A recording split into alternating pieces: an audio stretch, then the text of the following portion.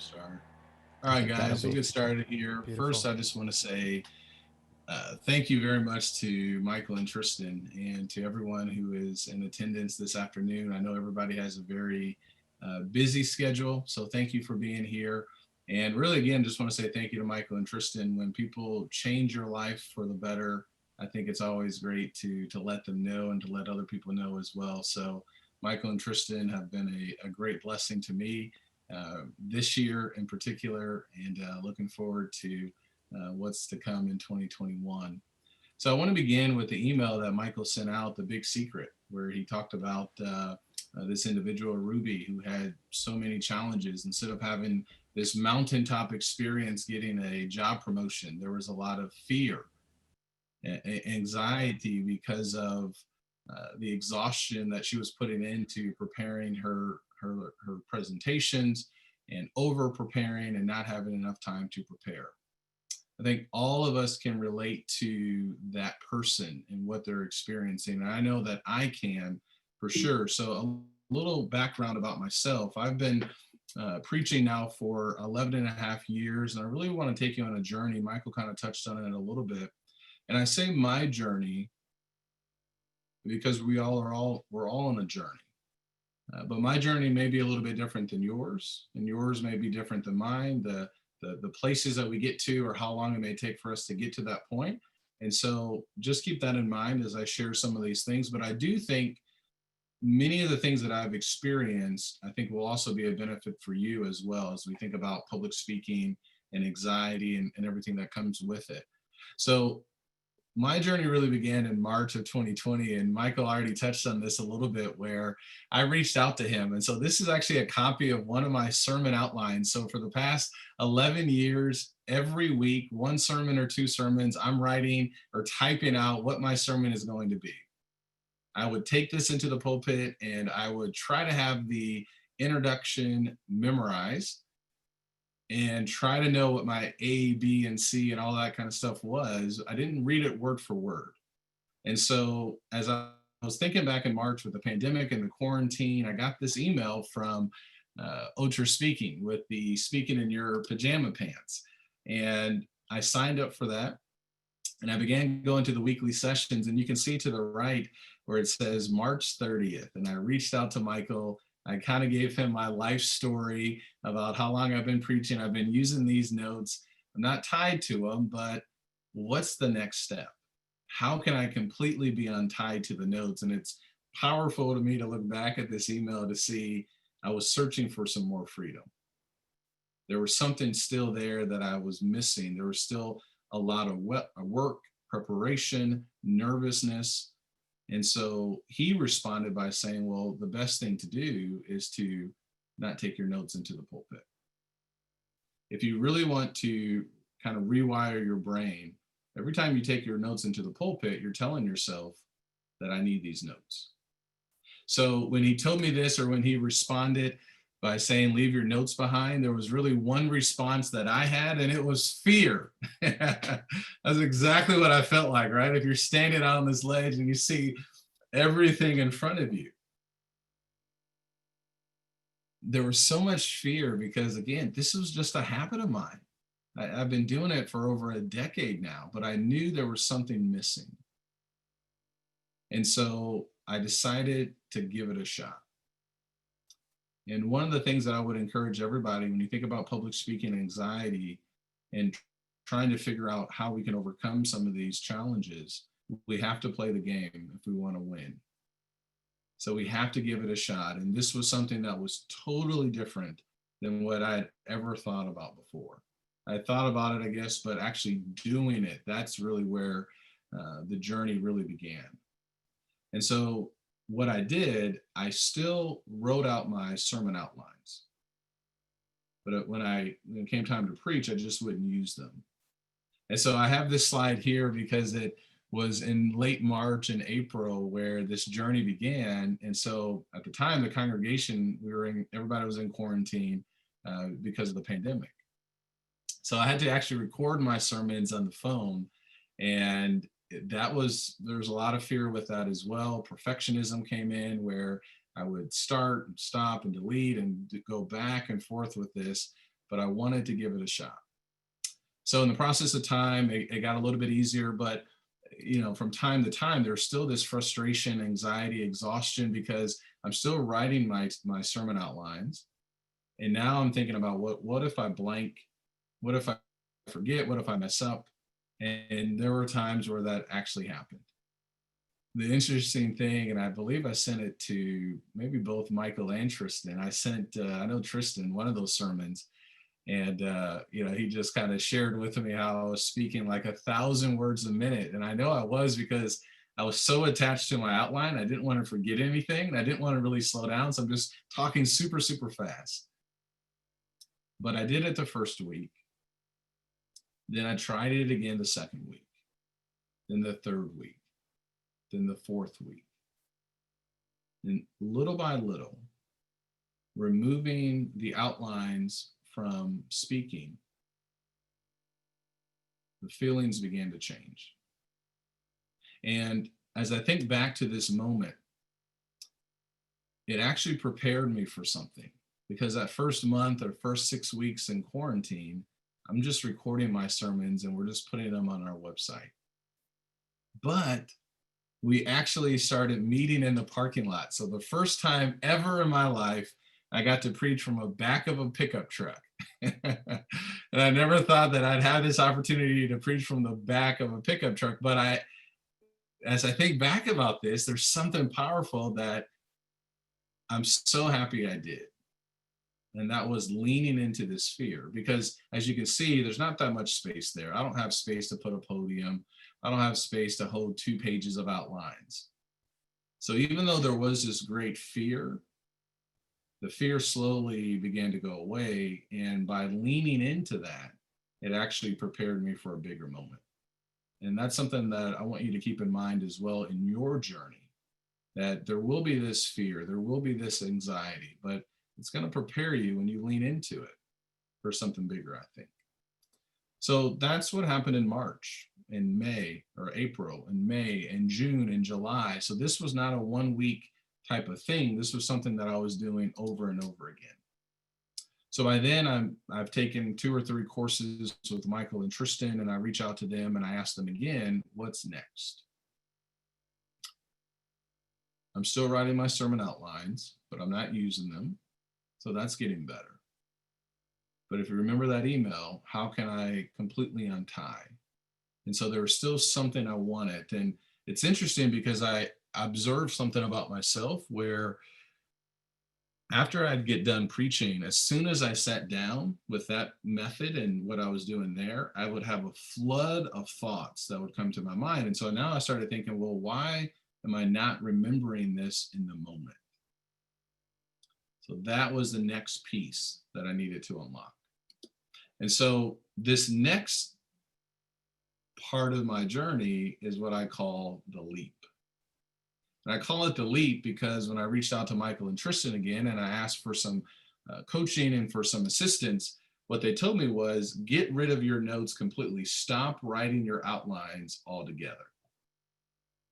So I call this a leap, but this was like the mini leap. And I say the mini leap because I did not want to stop writing my outlines. And so what I did, instead of 2 pages, as you can see here, this is only 1 page. And it's double space. And that's what I needed to do because I had so much fear even with this. And so as I think about this idea of the leap in July, I had to take a small little step at first. But then the next week, I took another leap. And this time, I didn't write a sermon outline. So there was a little more fear, but I knew, okay, this is another part of this journey here. And so this is the date, July 19th, 2020. And it wasn't one, but it was actually 2 sermons that I preached. So there was a lot of nerves that first Sunday where I was going to give this a shot. But one of the things that I have told myself, and I think self-talk is really important, I told myself, you have to try. And you have to be willing to fail maybe. Because you're never really going to know unless you actually give it a shot. So this is what it looked like July 19th. I didn't write anything out. And You may ask, well, what did you do? Did you just kind of wing it? Did you not prepare? No, that's not it at all. I still prepared. I studied, and I had a game plan. I knew exactly what I wanted to do. And so when I met up with Michael and Tristan, they asked me, well, what's your bow and arrow? And I think I may have said something, or I may have had the look of, what do you mean bow and arrow, right? So what they taught me, and I replaced this with the outlines, having an arrow. And what is the one thing that I wanted to get across?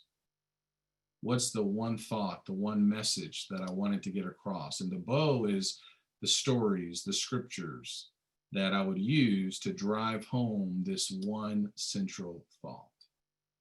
And that's really the idea of the bow and arrow. And so I had preparation. I didn't go up there unprepared. And I still practiced, but I began practicing in a different way. After I figured out what my arrow was, I began to develop what's called these pillars. And these pillars are a certain phrase, a thought, a story, maybe even a verse that I could hold onto or memorize. So for my introduction, I would have a thought or a story or a passage.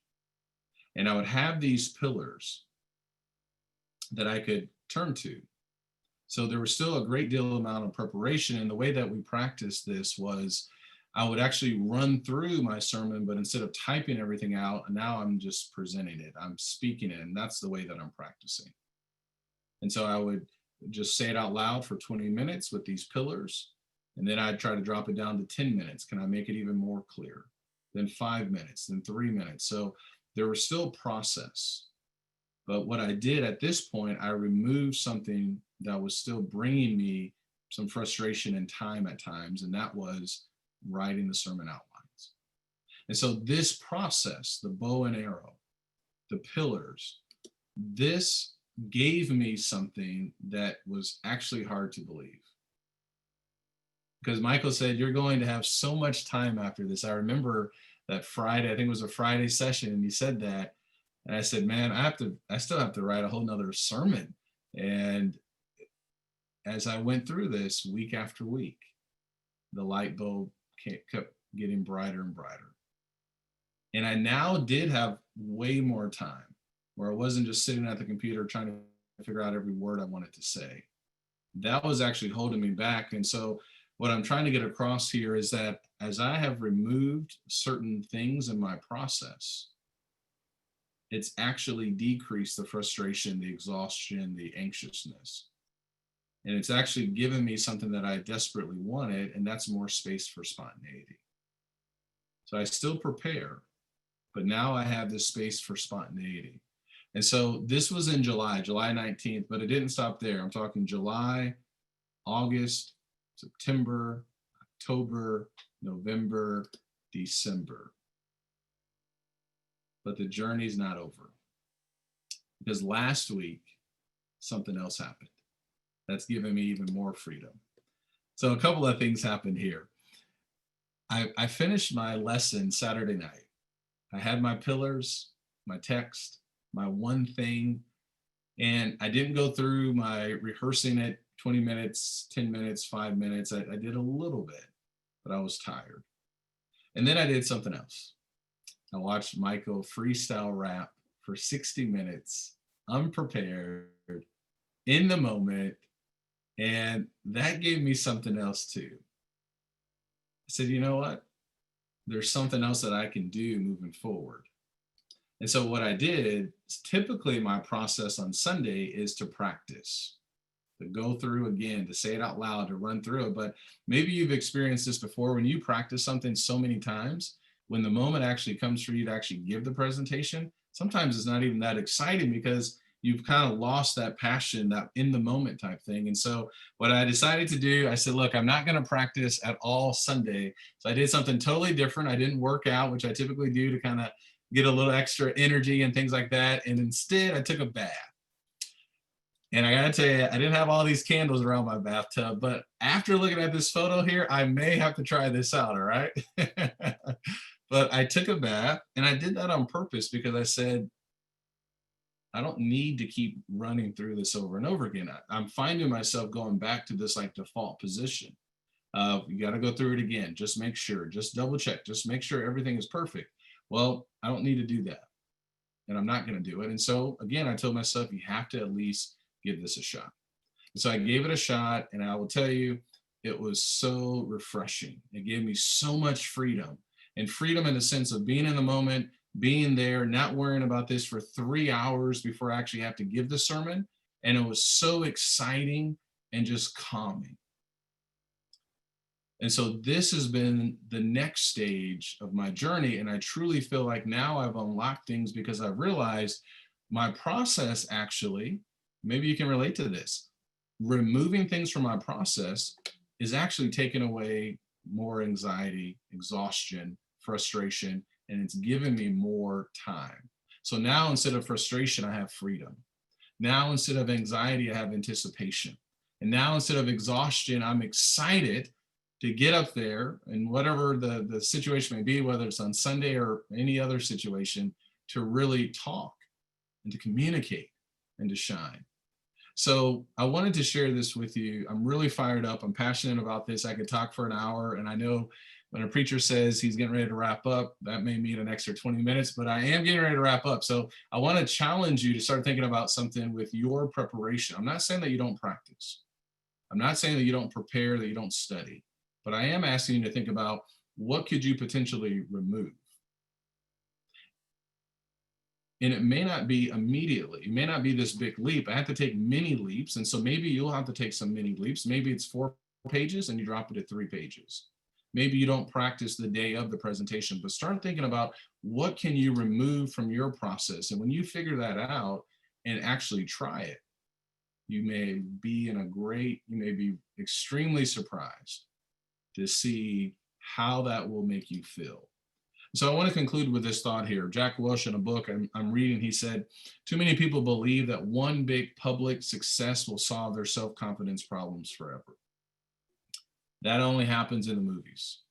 In real life, the opposite strategy is what works. Call it the small victories approach. And so I want you to just start thinking about what small victory can you do with your process, removing certain things, maybe preparing a little bit less, not that you're going to present unprepared, but decreasing where you're not feeling totally exhausted.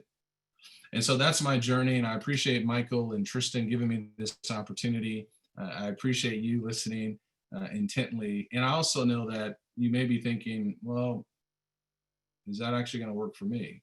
I don't preach, but I have to give technical presentations, data.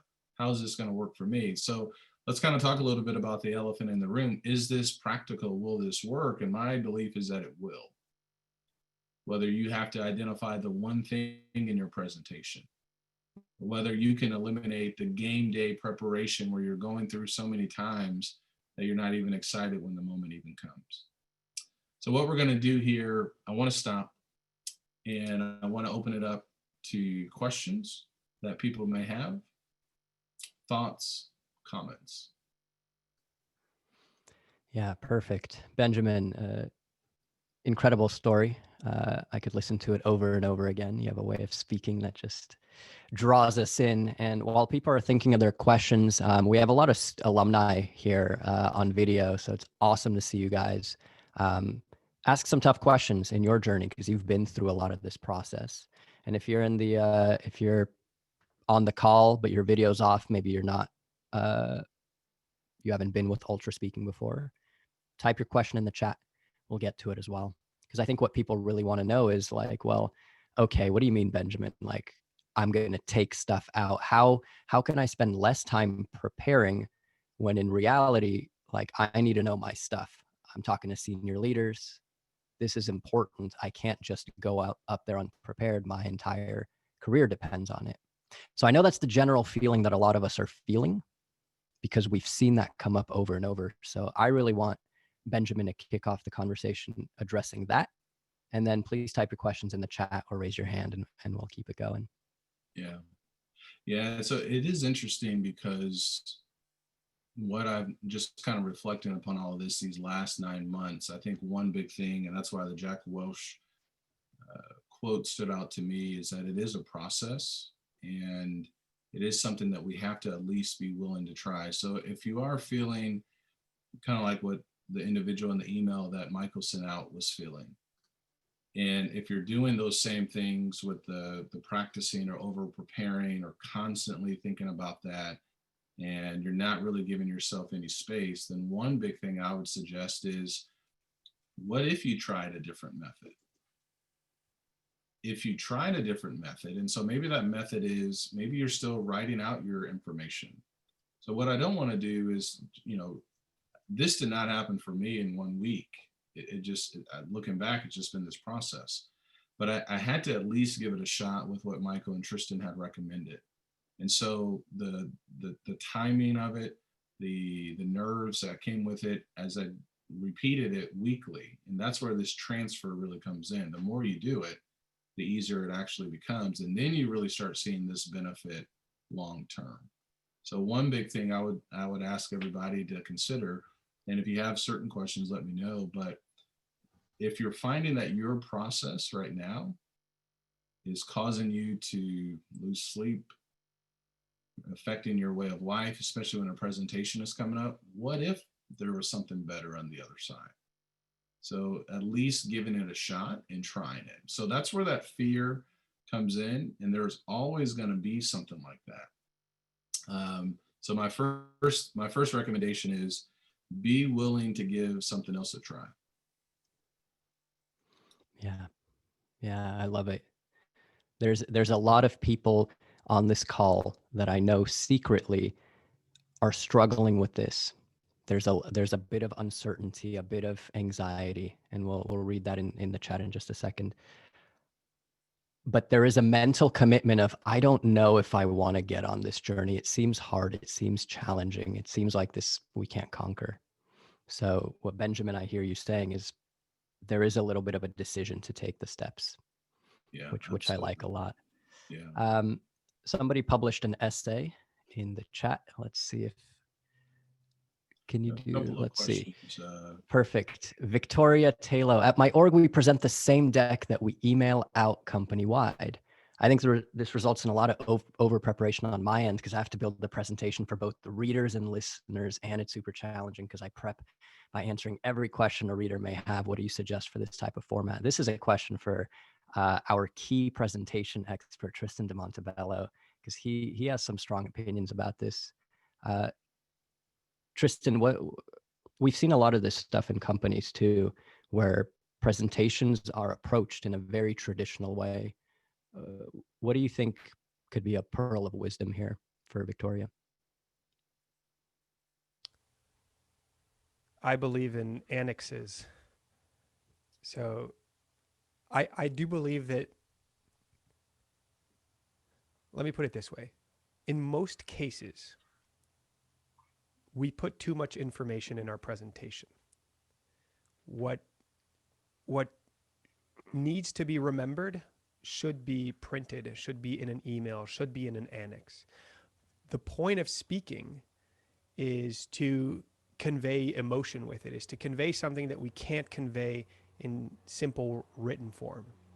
So what's the point of giving a presentation that should be an email? If it is a presentation, there's a reason for that.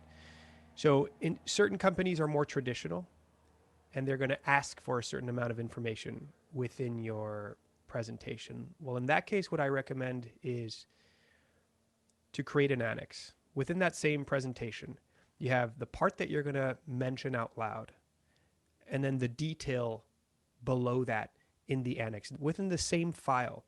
But what we saw Benjamin present today, it's so easy when you see those types of presentations. The information, it's like the crackling fire next to the storyteller. It just enhances the whole thing. So as we're giving a presentation, try to put the minimum amount of information on each slide, and try to reduce the amount that you're going to say. The rest can be reserved for the Q&A. And when a question comes, you all can pull up that slide in the annex and say, well, here's the data, here's the details. That's how I recommend what I recommend for a more traditional approach to speaking. Yeah. Great answer. Ben, by the way, did you get good feedback from parishioners that your approach was better, or is there a caveat that you prepared less and your performance suffered terribly? Yeah, no, I did. And, for me, preaching is not necessarily to, get you're not always going to get positive feedback. Um, but, um, but it was very interesting. I did get quite a bit of positive feedback, and I'm still getting that. And I'm thankful for that, because I definitely feel like I'm connecting more with the audience. And some of the things that I'm saying now with that room for spontaneity, I think is becoming even more impactful. So it's not just me, okay, there's more passion, there's more energy there. So yeah, I've gotten great feedback. I didn't tell a lot of people about this when I first started it. I can remember one of the guys asked me if I had tied my notes or taped my notes below my phone when I was recording the sermons. And I said no, because I was just looking right at the camera. So I don't have to look down or anything like that anymore. So the feedback has been really good. Yeah. Yeah. For those of you that are new to ultra speaking, one of our fundamental beliefs is that the quality of speaking is directly correlated to the quality of your presence, of your ability to stay present and in the moment when the speaking is happening. So while Benjamin may not have hit all the stories in the way he wanted to, he might have even forgotten some details or said things that came in the moment. There was an aspect of energy, of passion, of something that showed, wow, this person is really here with us, speaking from a place that's very authentic.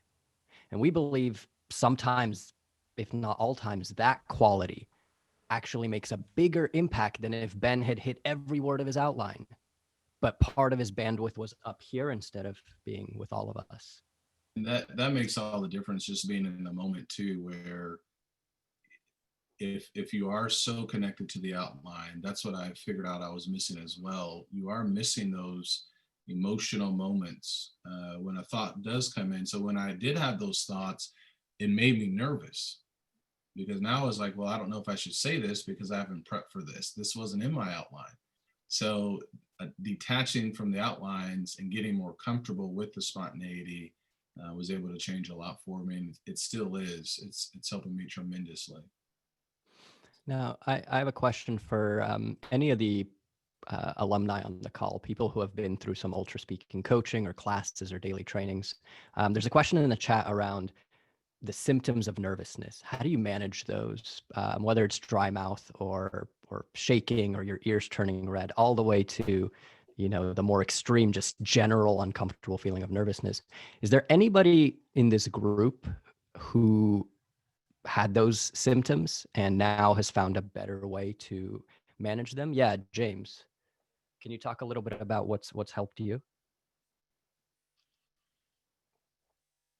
Yeah. So for me, actually, Ben was one of my coaches. And so I appreciate him very much. And I went through a lot of that where I would start shaking, shortness of breath, my throat would tighten up because I just was nervous, right? These are all kind of things that are happening. And the biggest thing that I learned was take a breath, relax, right? And then just the physiological changes that happen in your body just by breathing in and out, right? It's a natural thing. Just and literally the entire audience, and I can see some of you shaking your heads. Yes, that's what they do. They feel that relaxation with you, which in turn relaxes you even more. So for me, that was the biggest way to kind of conquer it. Yeah. Yeah, the breath is such a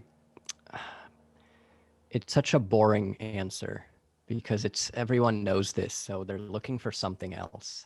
So unfortunately, most people will take that and kind of let it fall to the wayside. But everything happens in our ability to remember to breathe. I will However, say, yeah, go ahead, Tristan. I will add one thing. I would be surprised if Benjamin felt nothing before speaking, Benjamin, your heart was beating faster than usual, I imagine. Any other symptoms you were feeling before I keep going? Well, even now, I mean, I still get excited. So this past Sunday, I think I may have been a little too relaxed because I fell asleep in the bathtub, and then I had to get ready, but I didn't work out. I had 1 cup of coffee. I typically have more than that, but as soon as it's go time, there's naturally this excitement. There is this rush. There's something important I have to say. People are here. People are listening, and I don't know if that ever goes away. I don't know. I mean, maybe it'll calm down a little bit, but it just kind of depends. Maybe I'm a little bit more comfortable with the same people, but we have visitors there all the time. So we have people in there that I have no idea who they are, and situations like this. So I think it just kind of depends, but the more you do it, the easier. Preaching in the parking lot was a little bit easier. I couldn't really see anybody. So actually it was harder because I couldn't see anybody. Everybody's in a car. So you actually needed that energy and that rush, but there's still those nerves that happen. There's still that energy that happens. And I think that's actually a good thing. So I think that the thing there, how can you use that as fuel instead of fear? So when you get that feeling, oh, this is good. This means I'm ready.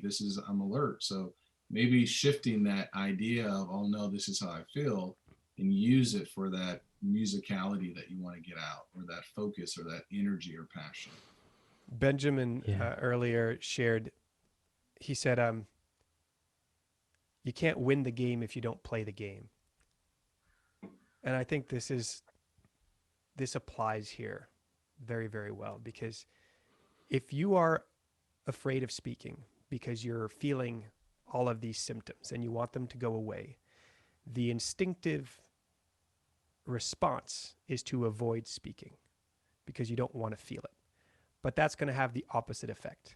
The more you avoid speaking, the more you're going to feel all of those symptoms. So the fastest way to get the symptoms to go away is to put yourself in situations where you have to speak. And they will go away so much faster than you think. And by go away, I mean diminish to a point where they're actually helping you versus impairing. Because the arousal response in your body is good. You want it. It makes you faster. It makes you quicker. It turns you on. All of that you want. It's just if it gets out of control, then it becomes paralyzing. So you do have to confront the thing. And that's why all of the Ultraspeaking tools are games that offer just a ton of reps, a ton of opportunities to put yourself in positions where you just have to speak. And that becomes, it turns into something fun. Let's give an example of that real quick, right? So I'm going to put Ben on the spot. I'm going to get his heart rate to spike, and I'm going to give him one of the most challenging Ultraspeaking games that we have, and let's see what happens. So I'll share my screen here real quick. I think the most interesting game, the most challenging game, the one that creates a lot of anxiety is triple step, especially when we put it on intense mode. So here's how triple step works for those of you that haven't seen it. Ben's going to get a random title. I hit start training. You can see there's a title here. If I hit it again, random title. So he'll get a random title. His job is to give a very fast 30-second lightning round speech on it, while incorporating these random words on the fly in the moment, as if it were the plan all along, in front of 50 people. So I'll tell you this, if Ben doesn't feel anything right now, then he's got a bigger problem on his hands. I feel the energy coursing through my body, through my arms and down my legs. I really do. So Ben's been a good sport. I know he'll enjoy the opportunity to put his skills to the test. Are you ready? I'm ready. Here we go. There's nothing more important than action. You have to just do it. You have to get out of the bed. You have to move. You have to shave the beard or grow the beard, but you got to take action. If you're going to save money, then buy the tiny home off of Amazon. If you're going to work out, get on the bicycle, but take the action and get it done. Shave the hair if it doesn't look good. Save the necessary money so that you can become a millionaire. Buy that car so you can drive fast, but you got to take action to do that. Get up early and make those pancakes and go to the doctor to take care of that broken finger. There's nothing more important than action. Give it up for Benjamin Lee, everybody. Thanks, guys. So That's a rush, by the way. That's a yeah, yeah. That's kind of close to 5-hour energy right there, man. I do want to answer a question that I saw in the chat from Alyssa, because I think, Alyssa, you're not alone.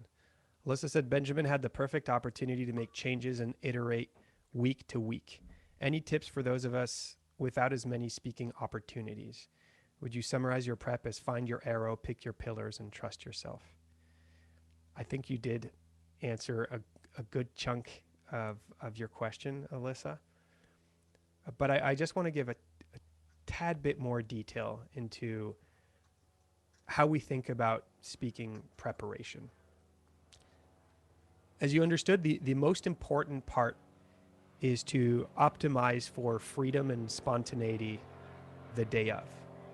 You want to have as little information in memory and as little need to not be in the moment and be thinking about your notes and everything that's out there. So we need to prepare in a way that prevents your brain from memorizing, because it's so tempting. If you go over your presentation in the same way over and over, your brain's going to memorize. That fear is going to kick in and it's going to want to memorize. So it does all start with picking one thing. You can only really share one thing, regardless of the size of your speech and the type of speech or presentation or pitch. And then you want to be building your pillars as you go. And the pillars, it's 3 to 5 things that you're going to remember. It's like the name of a folder. You know what's in the folder. Those are your stories. That's your data. That's everything you already know. You just want the name of the folder in memory. So you have the one thing and the name of your 3 to 5 folders in your mind. And then the training, the way you can train,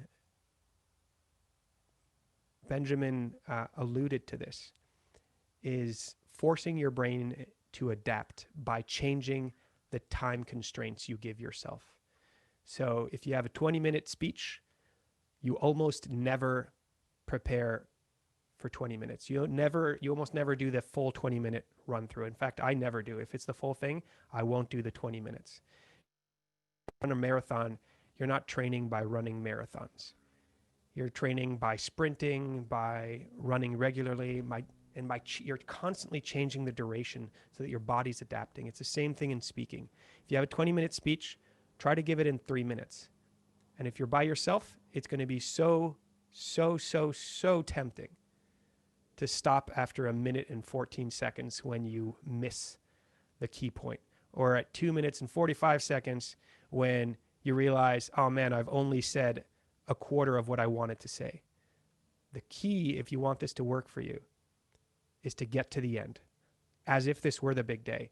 Find a way to get to the end. Find a way to end strong. And then do a 5-minute one. Then do a 1-minute one. Then do a 10-minute one. And as you do that, you're going to notice more clarity and crispness in your pillars and in your one thing. And you're also going to notice that you are capable of saying the same thing in an infinite amount of ways. And this is where the confidence comes. Because if I say don't rehearse and just go speak, you're going to think I'm going to forget what I want to say, or I'm not going to say it the right way. Or when I practiced, I said it so perfectly, I want to remember that turn of phrase.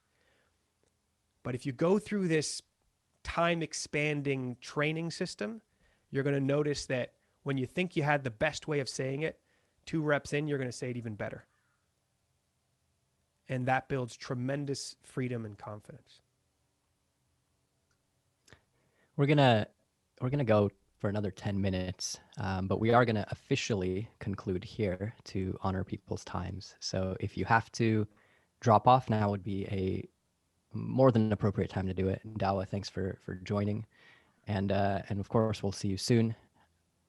If you do have a few minutes, there are a couple of more questions, and I think they might add some value. So stick around. Yeah, Ben, to Tristan's point too, I remember we had a prep session once for a talk you were giving and a sermon, and you blew me away with the way you delivered it in practice. and your instinct was, oh yeah, let me, I wish we recorded that, or let me write that down, what I said. Right. Well, I actually So we, did that. Yeah, I'm sorry. Go go ahead. ahead. No, No, please. what Tristan was saying is so true, because even though I wasn't using the outlines, when I got to July and just started doing the pillars and running through the 10, 5, 3, 1, I was using my iPad. So I would record myself and then I'd listen to it. Okay, let's see. Okay, let me see what I can change. So that was actually what I was doing on Sundays as well too. I'd listen to some of those recordings to see, and Tristan hit it right there. It was there, did I say it the perfect way? Did I say it the right way? But then I started putting more pressure, because now I'm like, now I have to remember exactly what I said. So now just removing that, and that was part of the process last Sunday. I didn't have any recordings, so I couldn't listen to anything, but it's that confidence of knowing you don't have to have everything memorized, because you already know your main pillars, and you have this confidence that in that moment, with the breath, with the pause, with being present, the right thought will come, the wording. And so it's just a great relief too, with there's a deception of perfection of I have to say it exactly like this. And that was one of the more freeing aspects of I don't have to say it word for word exactly how it's written. Yeah. Yeah. Mark asks, in the smaller time frames, will you always have the bow and arrow? And that's a great question. We always use the tortoise and the hare as the example of what the bow and arrow is and what pillars are. Right. So the tortoise and the hare, I could share the 10-minute version of the tortoise and the hare. I could share the 30-second version. Right. The 30-second version is easy. There's a tortoise, there's a hare. They want to race. Everyone thinks the bunny is going to win because it's a rabbit. But it's so confident that the rabbit takes off and falls asleep. And the tortoise just like step by step, hours later, cruises through the hare, cruises past. The hare sleeping. Tortoise wins and proves that sometimes slow and steady wins the race. Now imagine I had to give that same talk in 10 minutes. Once upon a time, there's a tortoise and the hare. Let me tell you, the tortoise, great guy. Met him once, amazing, right? So one day the hare comes and I could just build out details that I want to play around with, right? I could go on a monologue and say, by the way, right? How many of you have ever been challenged? I could do so much, because I know that my path is clear. I got to get to the start of the race. I got to get to the point where the hare falls asleep. I got to get to the point where the tortoise passes the hare, and I got to get to the moral. So when we have our presentations, we want that same type of freedom. Like if I had to give this presentation in 30 seconds, okay, I'll do the company update, I'll do the marketing one thing, and I'll end with the big win. But so many of us feel like we need to say more because it's not enough to just say the simple version of it. And that's totally fair. But in my experience, I've noticed that most people forget everything that is in the story. So if we're not thinking in terms of stories and examples, then we're actually making it tougher for the listener. We're making it tougher for ourselves, because now we have to remember stuff that isn't inherently easy to remember. So pillars are your stories. If I was giving a speech on living a slow life, maybe the tortoise and the hare would be one story. Maybe I'd pick another example, and I would just have these folders in my brain and mark whether or not I have 10 minutes or 20 seconds. I think the goal is to know your pillars so well, to know your bow and arrow so well that you literally can jump from one to the other, because you know at the highest level what your arc is. Does that make sense? Yeah, thank you. Thanks for the question. Final questions. Let's do some fresh ones. If you haven't seen your question answered, type it again in the chat real quick. We'll spend max 5 more minutes if there are questions. If not, we'll wrap up. Lynn, did you have a question, or is that more of a thought? I think you're on mute. Well, while Then Lynn, maybe you can write it down. yeah, there is one. Oh, yeah, go ahead. There's a question here that Alice asked. What if we need to deliver a presentation in 2 days and we don't have much time to prepare and practice? Those data is something new to you too. So 2 days is a lifetime to prepare for a presentation at Ultraspeaking, but it might not seem that way at the beginning. What's the one thing that you want everybody to remember? What's the billboard of your presentation? What's the tattoo of your presentation that you want inside everybody's brain? That's the type of thinking we do when it comes to presentations. We need that one thing. We need that arrow. So the prep is in the shower thinking about that. The prep is going to sleep and wondering, what is that one thing? The prep doesn't take actual time. It's more of this constant background introspection. Once you get that one thing, you can start thinking, okay, well, what's the most interesting story or example to illustrate that? So 2 days can be a tremendous amount of time. And at Ultraspeaking, one of our favorite games is to give you 5 minutes to do a presentation with slides, which sounds insane and intense and scary, but it just shows that when you have the one thing and you think in terms of stories, presentations don't take a long time to build. Lynn, I'm going to unmute you. So I was just asking about, we do all this preparation and you have to prepare. And most of us have to write it down because you don't remember. I mean, you don't have to write it down to speak, but you eventually have to, take your notes and everything. But I was thinking these are publishable things. All of us need to publish either, online or write, or is there some way to kind of, I look at all of those notes that Ben wrote, the outlines, and I mean, so what do? They need to go in a journal. You need to get credit for them, or even the talk, if it's a long talk that's informing people, somehow get it, published online or, just in a written form too. I don't know, just a thought I had of what we could, because we're all going to still probably take some notes. We may not bring them to the podium, but just as another way to use that data. I'm not 100% sure I understand the question. Are you asking if taking notes in preparation is still a good thing, even if you're not going to bring them up? Yeah, so I'm saying I like your idea about the annex, and it's all the material of, if a lot of your speaking is about teaching, then teaching can be in forms of speaking or writing. And so I'm just saying a way to use that same material again, so that it's in terms of writing. That's just the suggestion that I have. So you don't feel like it's wasted because you didn't speak every word that was there. Yeah. And you can always, there's more and more technological advances there where you can record your speech, put it in a program, and it'll automatically pick up the whole transcription, and you could add to that. There's a lot there. Yulia said, could you briefly describe what the bow and arrow are again? I'm a first timer here. The bow is the one thing. We believe the arrow is the one thing. Thank you, Michael. Please don't listen to anything I say. The arrow is the one thing. So in the, what's the moral of the tortoise and the hare? How is it in English? Slow and steady wins the race. Slow and steady. Okay, so if you're talking about the tortoise and the hare, it's slow and steady wins the race is your one thing. That's the only thing that really matters. So if you only had one sentence that you could share, it would be that.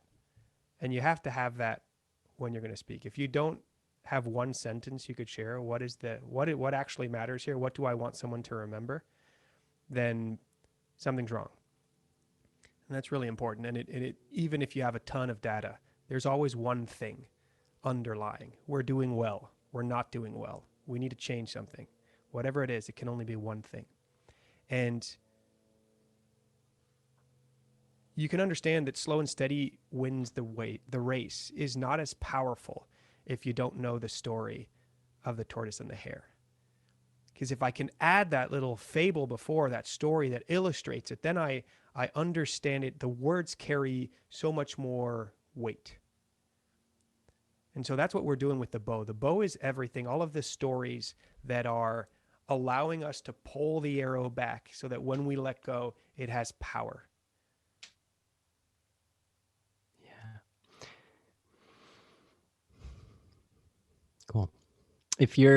If it's still a little fuzzy, that's perfect. If you're new to Ultra Speaking, that's perfect. I want to share one resource here that all of us are really excited about too. It's our podcast. Episode 1, we discussed the bow and arrow and the one thing and pillars and all these awesome things. I put it in the chat. Episode 2, we talk about how to prepare less. How do you actually spend more time in the moment and less time in your head? So they're great discussions. They cover the principles. And I think it's a wonderful holiday listen, if I do say so myself. We're going to wrap up with Ben. Ben, are you still here? Yeah, there you are. Ben, what's the one thing from today?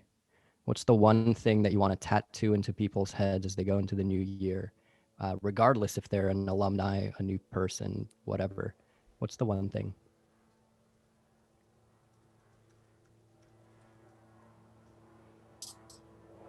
I would say enjoy the process. Enjoy the process and give it a shot, give it a try. And as you're going through the process of the fear, of the leaping, you will find this freedom. But enjoy it every step of the way. And don't limit yourself to what you think you can't do. Enjoy the process. Give it a shot. Amazing. Everybody whose video you see on here can help. Everybody on this call has something valuable they've learned in their steps of the process. So reach out to the community. We have a lot of wisdom in this room. Let's share it. And let's make 2021 a year where we speak up and speak a little bit more freely inside and out. Guys, thanks so much for joining. Really appreciate your time and great to see you. Happy holidays. We'll see you guys again soon. Thanks, guys. Yeah, everyone.